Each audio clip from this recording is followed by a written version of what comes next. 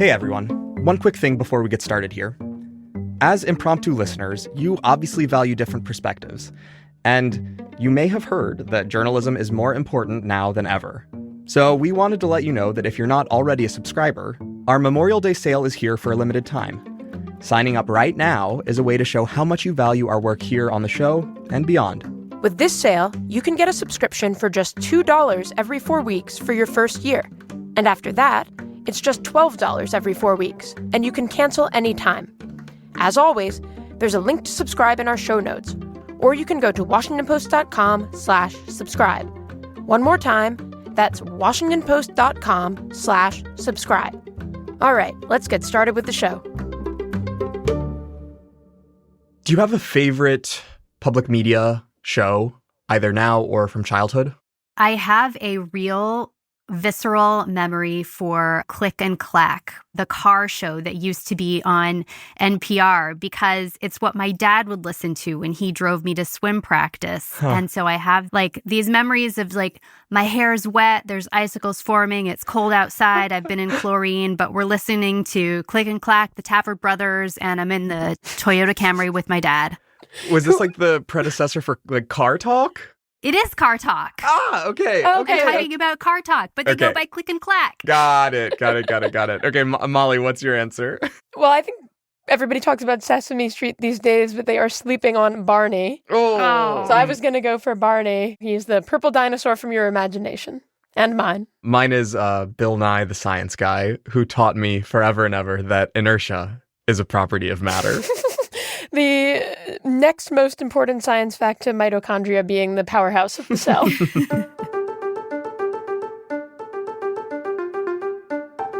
This is Impromptu from Washington Post Opinions, a show that brings you conversations about the news we can't stop thinking about. I'm Molly Roberts, a columnist at The Post.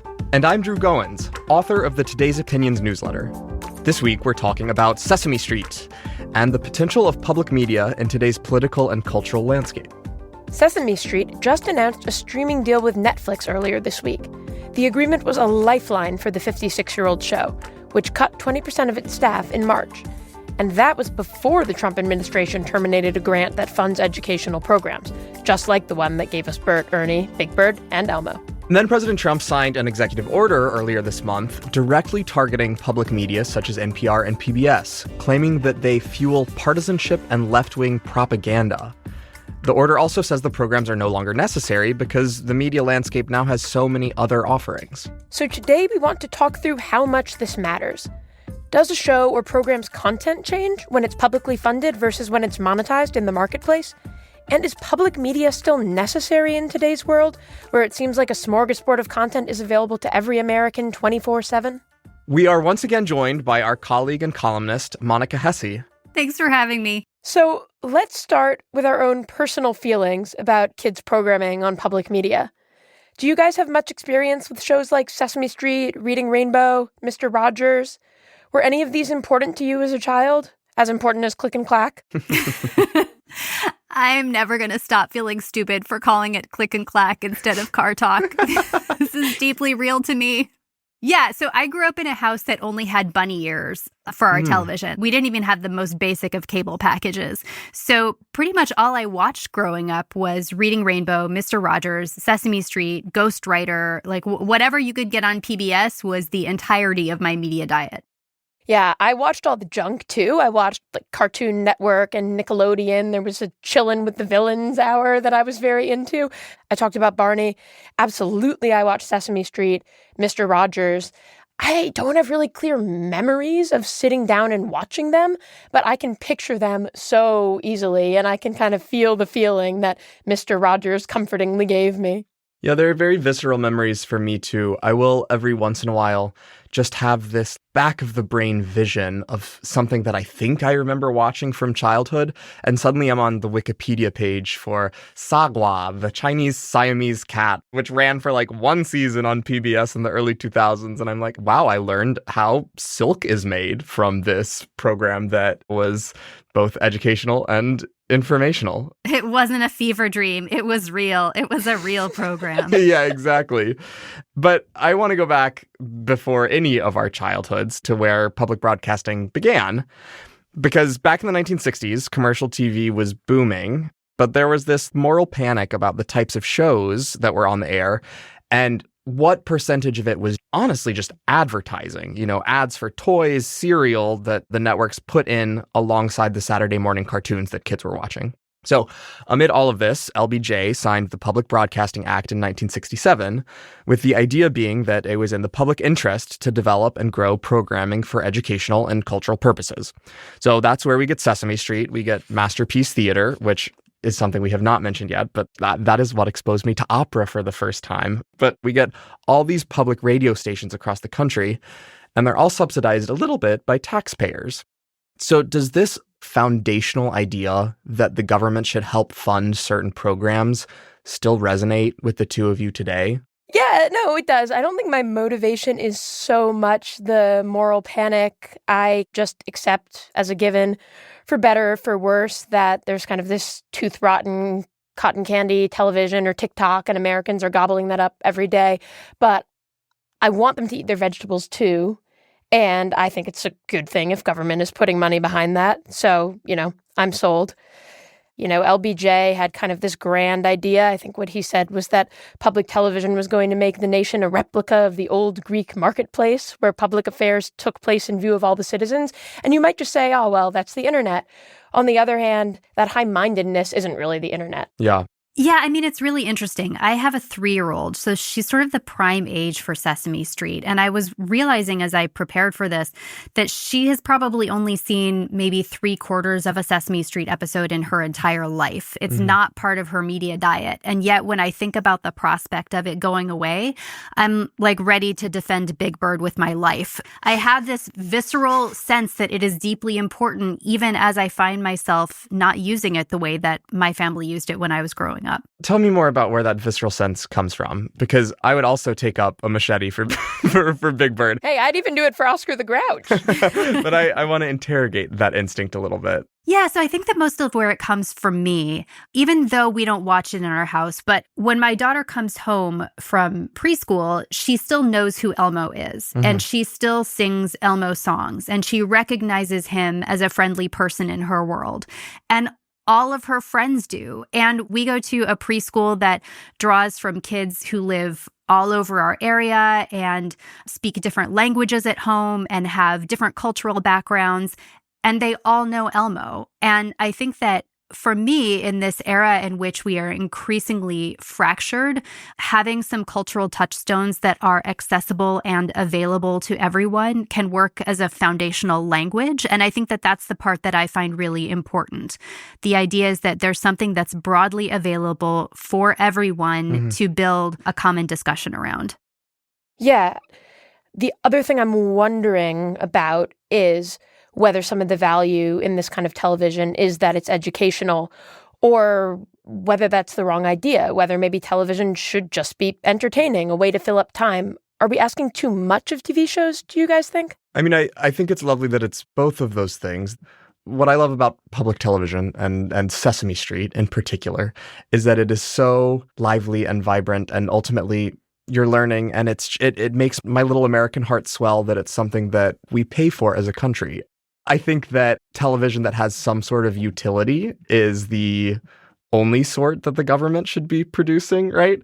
I think the landscape is so glutted with media that is just for entertainment because that sells so much more easily. You do see occasional programming that comes along that is first and foremost educational, that comes from private entities. I was flabbergasted to learn in my research for this episode that Schoolhouse Rock was not, in fact, a PBS creation. That was where did it come from? That was commercial? It was a creation of ABC. Yeah, and it was interstitial programming during the other purely entertaining cartoons. The bill on Capitol Hill must really sell. Yeah, exactly.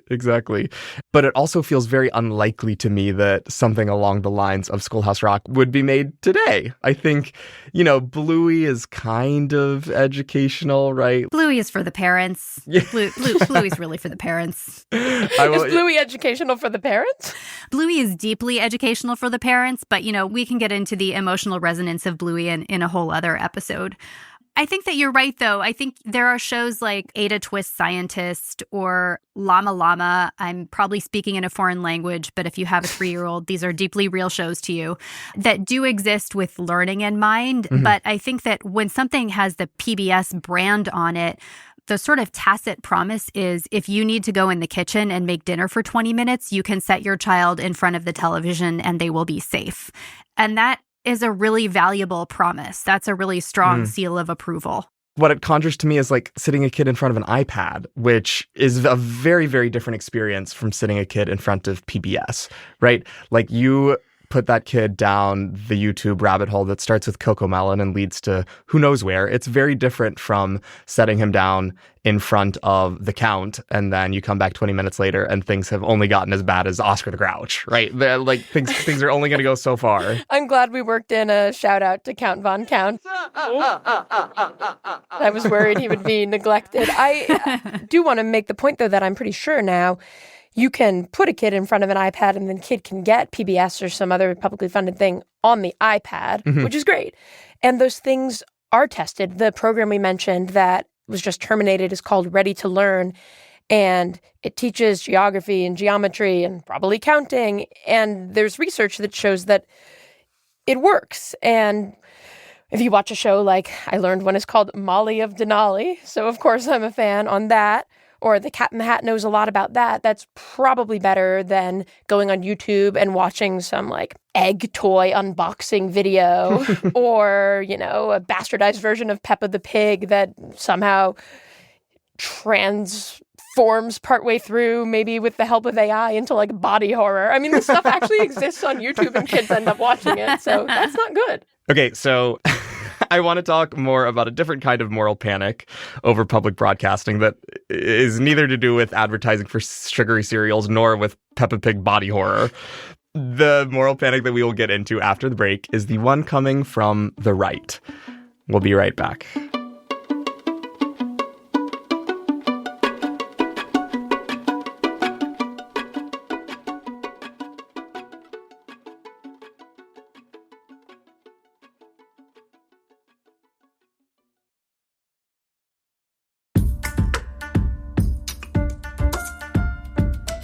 Welcome back. I'm Molly Roberts, and this is Impromptu. So, if you're making a show for HBO, Netflix, or any other commercial entity versus, say, a PBS or NPR station, does that change anything besides where people are watching and how much they're paying for it? Does a nonprofit, mission-driven organization create different TV than an outfit that's out to make money? I think the answer to that question is yes. I think there's this independence that truly only comes from, you know, sponsorship by viewers like you, as well as the government, that when you're not beholden to advertisers the way that Netflix or HBO is, I think you get to produce stuff that is a little more daring. It's kind of strange to me to describe Sesame Street as daring, but it has tackled race relations very early, relatively, in America's cultural history. It has talked about mental health. I mean, you see this play out kind of ad absurdum with these publicly funded, you know, insane performance art pieces that conservatives love to rail on. But I think there's something to that principle that the independence of public funding allows for real experimentation and exciting new things, even if they sometimes seem, you know, wacky to the average viewer. We get that obviously on a much smaller scale with something like public broadcasting for children, but I think it holds true. And I think that there's a marked difference when something is made with a child's brain in mind versus when something is made with a child's eyeballs in mind. And I'll take Daniel Tiger for an example, which is the successor to Mr. Rogers. Daniel Tiger is a slow show. It's a gentle show. There are pauses in it. There are musical interludes in which they encourage kids to get up and use their bodies and to use their imaginations. Even if you look at the desserts that Daniel Tiger's family is eating, they're eating strawberries for dessert, not cotton candy. And when you compare that to something like Cocomelon is not designed to do anything but to keep your child watching Cocomelon. Mm-hmm. So, man, your kid will watch for 3 hours and you can get a lot done around the house, but it doesn't feel like it is engaging with a purpose. It just feels like it's engaging. And I think that you do notice a difference at that level and from a parental level when you're looking at the kind of media that is produced with those different purposes in mind. And Cocomelon has never eaten a strawberry in their life. I was going to say documentaries, too, I think are a good example of things that publicly funded media does better. I don't know what my husband would do without his documentaries about the ever-expanding universe. The Great British Bake Off, I think about a lot, for an example, out of this country. It was on BBC. It went to Channel 4. That didn't only mean that Paul Hollywood obviously stayed and that Mary Berry left. It also meant that the history lessons went away. No longer did the hosts wander around Cornwall and explain where sugar came from and how it was used in really early cakes. And maybe that's not as entertaining. I think there's an argument that it's not, but it was kind of cool that whether I wanted it or not, I came away a little more educated from that previously. There's obviously a lot of stuff that public broadcasting puts out that is not children's programming and not entertainment. We have not really talked about the news value of public broadcasters, which is one of the things that, sticks most in President Trump's craw. I want to go back to the executive order that we talked about at the top of the show and mention that it ripped a whole bunch from this piece from former longtime NPR editor Yuri Berliner, who last year wrote this extensive expose, what have you, about the heavy liberal bias within the organization. I should note that he is against defunding NPR, but overall, surveys show that Democrats are much more likely to support public media than Republicans are. You can talk about bias all day long. Do you guys think there is a real problem here? I mean, I don't think that NPR and PBS are radical left monsters that so badly hurt our country, which is what Trump said. But I think it's reasonable to be concerned that there's a perception that public media, which, as Monica was talking about, is supposed to be kind of a commons, is so politicized that it's tilting one way or the other. Mm-hmm. I don't know how widespread that perception really is. I mean, sure, among partisans in D.C., right. But it's worth pointing out that PBS ranks quite high in trust among all institutions nationally, and also that the demographics who watch it tend to match national percentages in terms of race, gender, education, you name it. I was going to bring up Lisa Murkowski, a Republican senator from Alaska, who has been a very vocal defender of NPR and PBS in her state, and talking about how not only is it broadly used in her state, but it's used for really practical purposes, like as a communication channel for emergency alerts or natural disasters, or providing weather updates and news. So I think that this idea that only liberals care about or watch it is not actually borne out. We opened this section of the pod asking how a show changes when it is made not by public media, but by a commercial entity.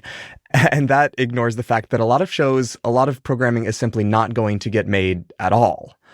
And I think of the emergency broadcasting sort of stuff in Alaska, or something more quotidian, just, local news holding local officials to account. Something like half of American counties have very, very little or no access to local news, and public broadcasters are the ones filling a lot of that void. NPR is not going to go away even if it loses all of its federal funding, right? Because it is so supported by listeners, it is so supported by these partnerships, all sorts of other things. But the northern reaches of Alaska might lose their public broadcasters. The license in rural Maine might disappear, right? And suddenly there is no accountability. There's no local news in those really far-flung communities. There are often threats to yank this money away from public broadcasters.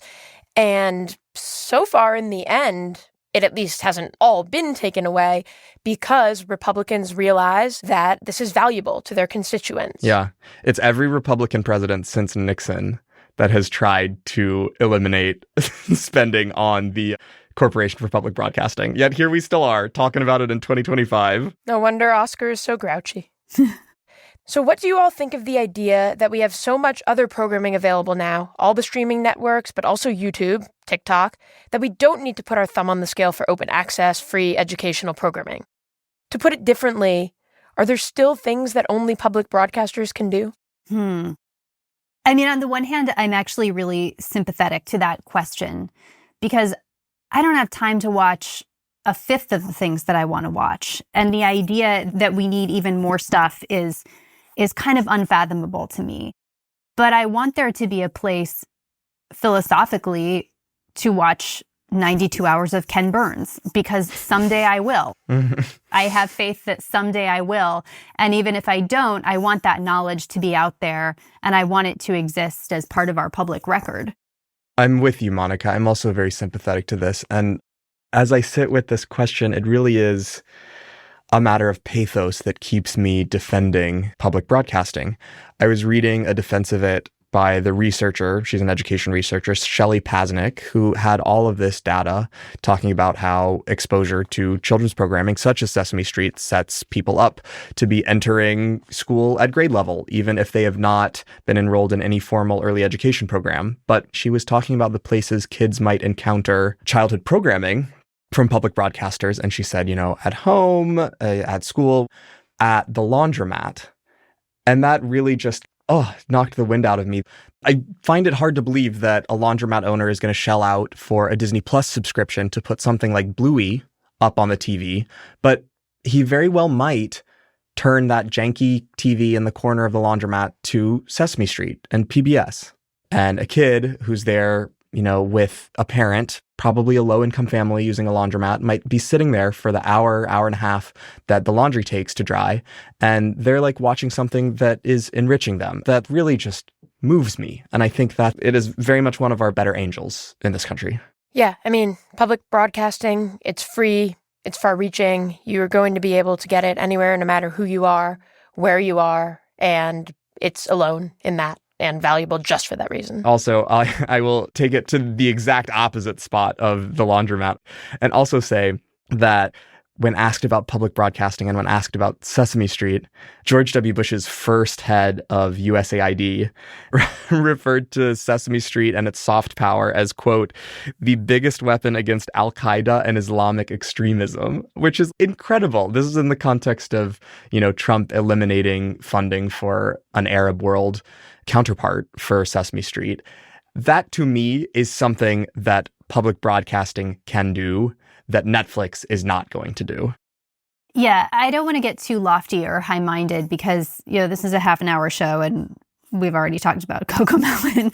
But I think that at the biggest level, public broadcasting attempts to answer the question of who are we as America and what do we value? And what do we want to show that we value? And what do we want the world to know that we value? And even if we might disagree on what the answers to those questions are, they're really important questions to be asking. And this is one of the few publicly accessible formats we have to be asking those questions. Well, on that note, I think we'll wrap this up. Thanks for having me. Hope I'll talk to you guys again soon. See you next week.